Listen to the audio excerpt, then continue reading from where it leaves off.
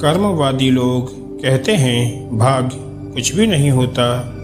भाग्यवादी लोग कहते हैं किस्मत में जो लिखा होता है वही होता है। कर्म कुछ भी करते रहो।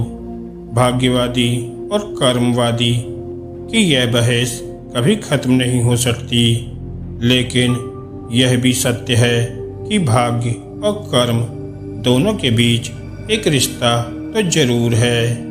कर्म से भाग्य बनता है या भाग्य से कर्म करते हैं, लेकिन दोनों के बीच कोई खास रिश्ता तो जरूर होता है। भाग्य और कर्म के बीच के इस रिश्ते को समझने के लिए यह कहानी बहुत ही अच्छी उदाहरण हो सकती है। कहते हैं एक बार नारद मुनि भगवान विष्णु के पास गए। उन्होंने शिकायती लहजे में भगवान से कहा, पृथ्वी पर अब आपका प्रभाव कम हो रहा है। धर्म पर चलने वालों को कोई अच्छा फल नहीं मिल रहा है। जो पाप कर रहे हैं उनका भला हो रहा है। भगवान ने कहा, नहीं, ऐसा नहीं है। जो भी हो रहा है सब नियति के मुताबिक ही हो रहा है। नारद मुनि नहीं माने।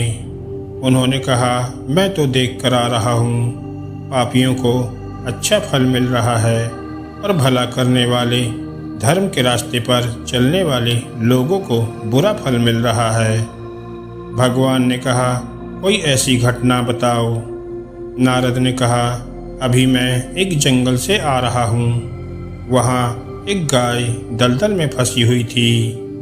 कोई उसे बचाने वाला नहीं था। तभी एक चोर उधर से गुजरा। गाय को फंसा हुआ देखकर भी नहीं रुका, उल्टा उस पर पैर रखकर दलदल लांघकर निकल गया। आगे जाकर उसे सोने की मोहरों से भरी एक थैली मिल गई। थोड़ी देर बाद वहां से एक वृद्ध साधु गुजरा। उसने उस गाय को बचाने की पूरी कोशिश की।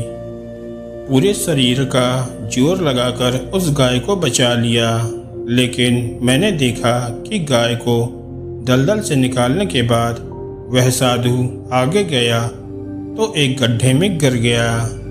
भगवान बताइए, यह कौन सा न्याय है? भगवान मुस्कुराए, फिर बोले, नारद, यह सही ही हुआ।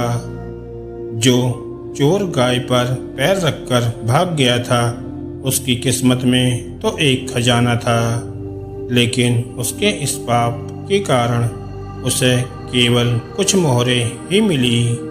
वहीं उस साधु को गड्ढे में इसलिए गिरना पड़ा क्योंकि उसके भाग्य में मृत्यु लिखी थी, लेकिन गाय के बचाने के कारण उसके पुण्य बढ़ गए और उसकी मृत्यु एक छोटी सी चोट में बदल गई।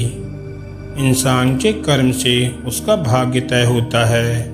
अब नारद मुनि संतुष्ट थे। धन्यवाद दोस्तों।